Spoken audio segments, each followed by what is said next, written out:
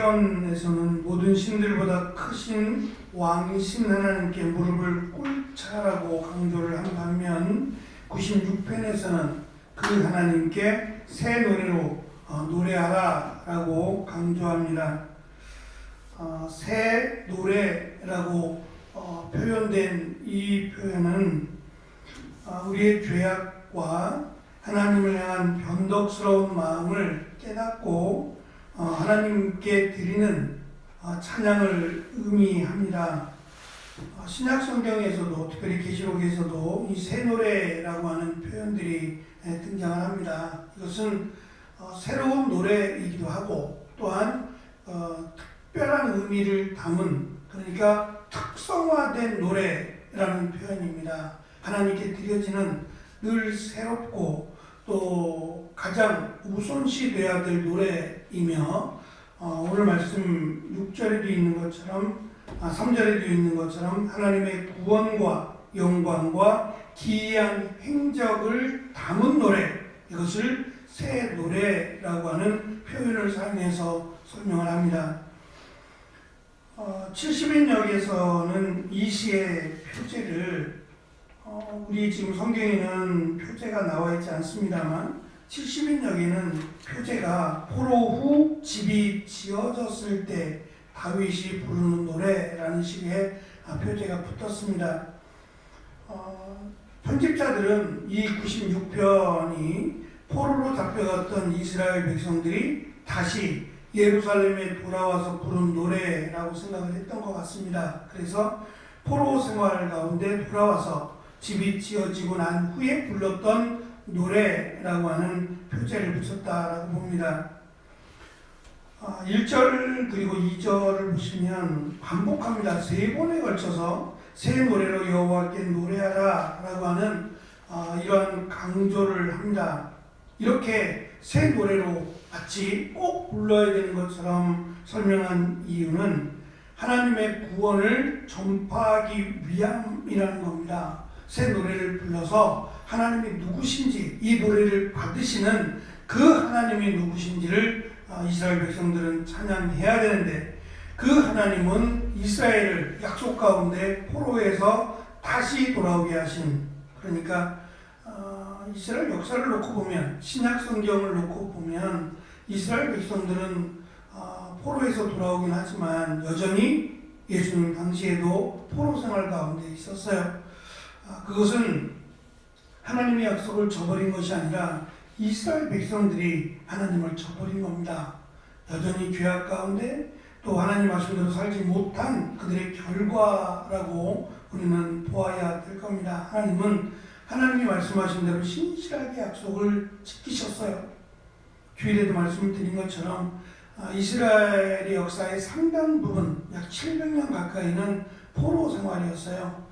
그러니까 이 포로의 암흑기라고 할 수 있는 이 긴 기간 동안 그들은 깨달았어야 되고 그들이 하나님 앞에 바로 서야 될 것을 다짐했어야 되는데 그렇지 못한 어리석음을 우리는 교훈으로 삼아야 될 겁니다. 새 노래는 단순히 새롭게 만들어진 노래뿐만 아니라 전적으로 하나님의 위대하심과 구원하심을 찬양하는 노래여야 합니다.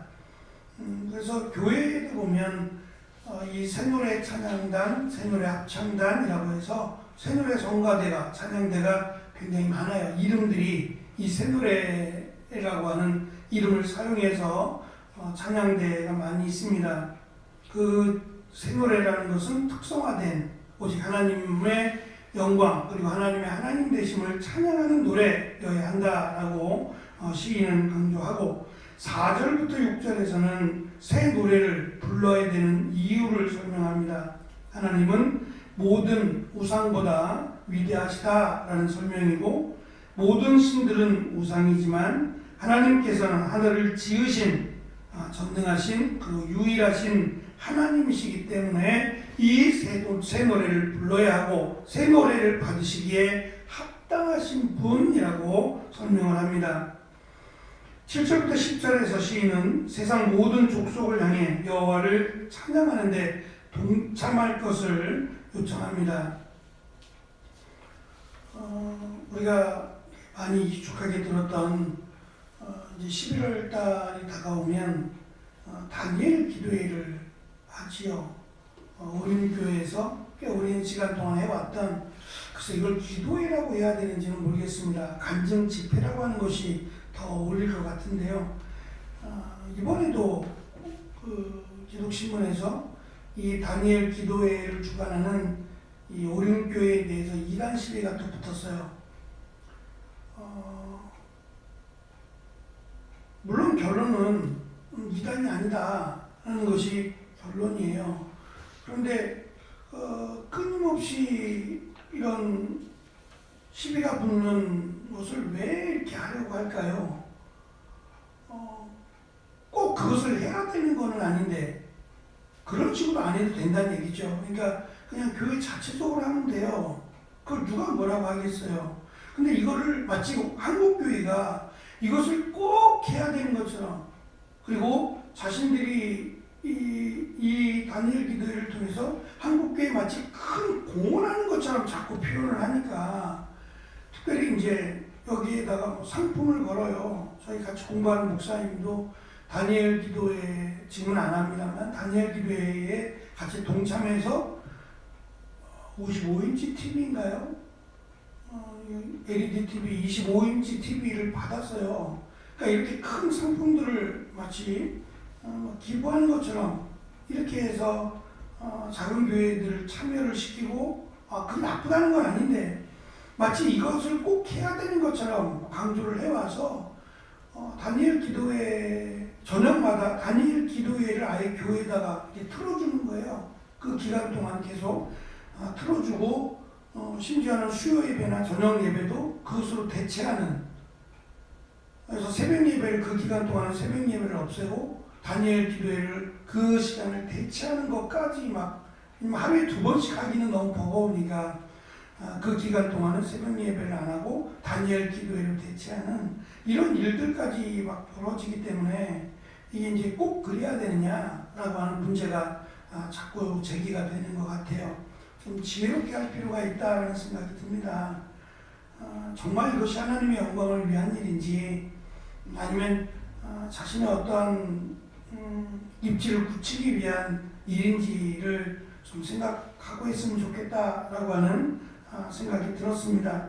정말 하나님 되심, 그리고 하나님의 위대하심을 찬양하는 거라면 그렇게까지 안 해도요, 하나님 앞에 찬양 드리는 일만으로도, 그리고 하나님 말씀에 순종하며 나가는 일만으로도 저는 충분하리라 생각합니다. 그렇게 막 대놓고 내가 이렇듯 저렇듯 하지 않아도 시인의 고백처럼 온 백성이 정말 하나님의 하나님 되심을 찬양하는 것만으로도 저는 충분하리라 생각을 해봅니다. 8절에 보면 여호와의 이름에 합당한 영광이라고 하는 표현을 사용합니다. 그것은 하나님의 은혜를 경험한 자만이 할 수 있다고 생각해요. 모두 하나님을 찬양합니다. 하나님을 찬양하고 난 하나님을 믿는다고 말을 해요. 하지만 그 믿는다는 고백 또는 찬양이 정말 내가 느꼈던 또는 내가 경험했던 그 하나님의 하나님이심이 될 것 같아요. 그냥 입으로는 하나님을 믿는다 말할 수 있지만 정말 하나님을 믿는, 정말 하나님의 하나님 되심을 믿는 사람들이 얼마나 될까라는 생각을 해요. 이스라엘 백성들은 정말 하나님의 위대하심과 하나님의 능력을 수도 없이 경험했어요. 그런데 그 경험이 정말 하나님을 찬양하는 일에 앞섰는가를 생각해 보면 의외라는 생각이 들어요. 얼마나 더 많은 기적을, 얼마나 더 많은 은혜를 부어주셔야 하나님께로 돌아올 수 있을까요? 우리가 얼마나 더 많은 하나님의 은혜를 받아야 정말 하나님 앞에 나아갈 수 있을까라고 하는 생각을 갖습니다. 그렇게 많은 은혜를 받아놓고도 하나님의 하나님 되심을, 하나님의 합당한 이름, 하나님의 이름에 합당한 영광을 돌리지 못한다는 사실에 또 한 번 안타까움을 느낍니다. 11절과 13절에서 시인은 자연 만물이, 인간이 그렇게 하지 못하니까 인간이 하나님의 이름에 합당한 찬양을 드리지 못하니까 자연 만물이 하나님을 찬양하는 일에 동참할 것을 요청을 해요.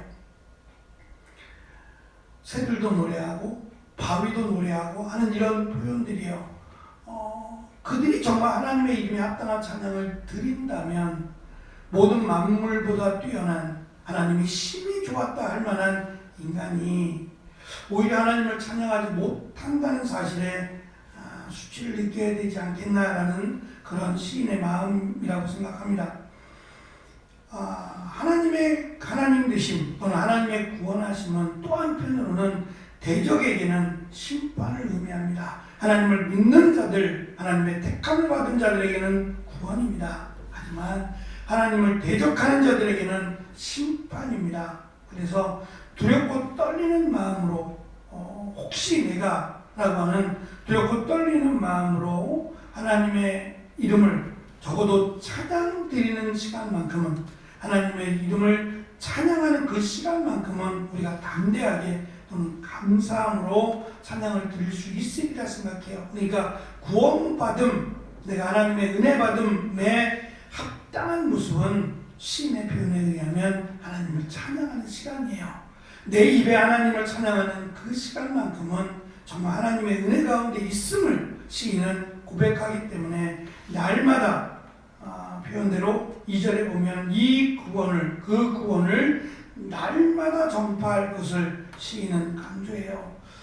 데살로니가전서에 있는 대로 쉬지 말고 기도하라 라고 하는 그것은 우리를 힘들게 하기 위함이 아니에요. 아무것도 하지 말고 기도만 하라 라고 하는 의미가 아니라 쉬지 않고 기도하는 그 표현 자체에 담겨있는 우리가 하나님을 찾고 하나님을 기억하고 하나님께로 나아가는 그 모습이 쉬지 않고라고 하는 이것이 얼마나 사실은 은혜가 되겠냐 말이에요. 우리에게 주어진 시간 속에서 하나님을 기억하고 또 하나님을 믿고 신뢰하며 나아가는 그 시간이 사실은 우리에게는 축복입니다. 가장 큰 은혜라고도 설명할 수 있으리라 생각합니다. 주어진 일도 중요하지만 우리가 하나님을 기억하고 살아가는 그것이야말로 우리에게 주신 가장 큰 은혜와 축복이라고 여겨집니다. 이 새벽에도 날씨가 많이 춥습니다만 하나님께 나와서 시편의 말씀을 함께 나누고 또 기도하는 이것이 돌아보니 하나님 나에게는 큰 은혜였다라고 고백할 시간이 우리에게는 올 것입니다. 어쨌든 시인은 지금 다시금 예루살렘으로 돌아왔다는 것에 만족할 것이 아니라 그 하나님을 기억하고 하나님을 찬양한다면 두 번 다시 이러한 어려움, 이러한 고난은 당하지 않을 것이다 라고 하는 시인의 확신이 있습니다. 안타깝지만 이미 지나간 역사를 보면 너무도 안타깝지만 하나님의 은혜를 모르는 것뿐만 아니라 여전히 메시아를 기다리고 있는 그들의 어리석음을 우리는 반면교사로 삼아야 할 것입니다. 누구도 그렇게 되지 않는다라고 하는 보장을 못하기 때문에 늘 하나님을 기억하는 그리고 하나님을 찬양하는 자가 되기를 시인은 이 시를 통해서 우리에게 강조하는 듯 보입니다. 이 말씀처럼 하나님을 찬양하고 하나님의 이름에 합당한 그런 영광을 돌려드리는 우리 모두가 되기를 간절히 축원합니다. 기도하겠습니다.